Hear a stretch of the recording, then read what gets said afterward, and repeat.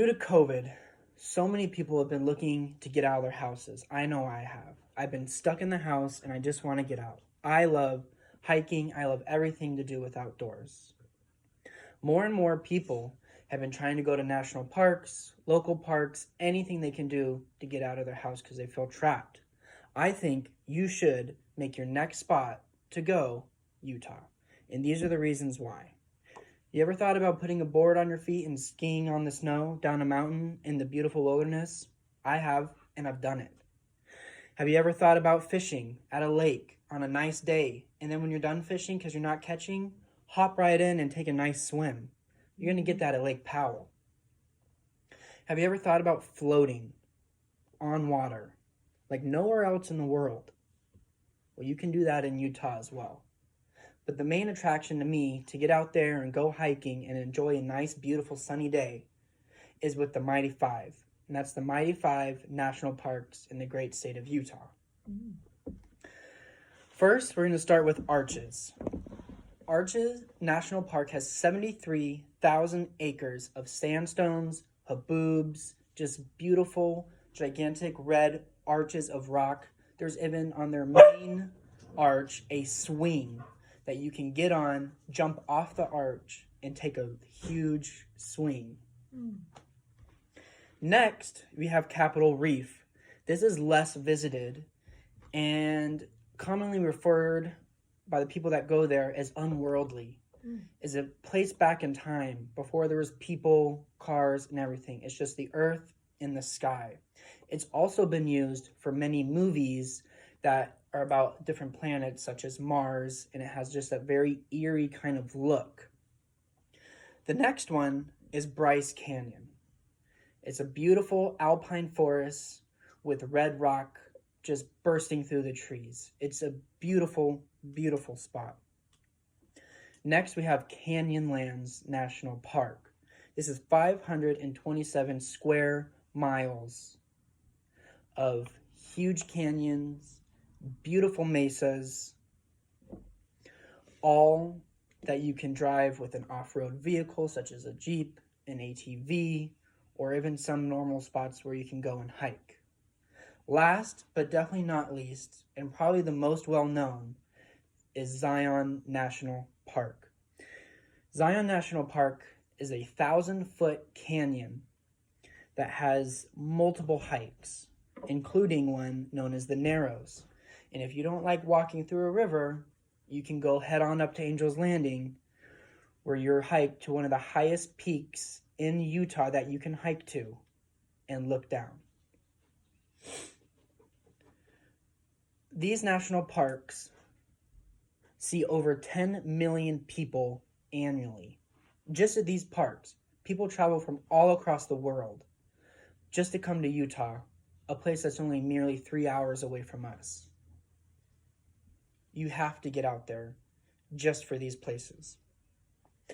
If a national park is maybe too much for you and you think it might be too many people, visit one of Utah's 43 state parks, which was ranked in the top 5 of the United States for best state parks in America. Next, we're going to talk about what to do if you're going to want to go in the winter. Utah has 14 different ski resorts going all the way up and down from top to bottom. These ski resorts see over 500 inches of snow annually amongst each other.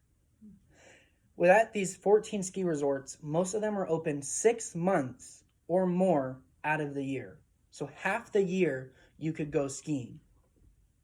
And in ski magazines and ski websites and all over the place, people have voted Utah the best powder snow to ski or snowboard on. Now, I can attest to going skiing for the first time this year because of COVID. I got out there, made the commitment, and you get to the top and there's nothing like looking down at Cedar Breaks, another beautiful state park that is there for you to witness.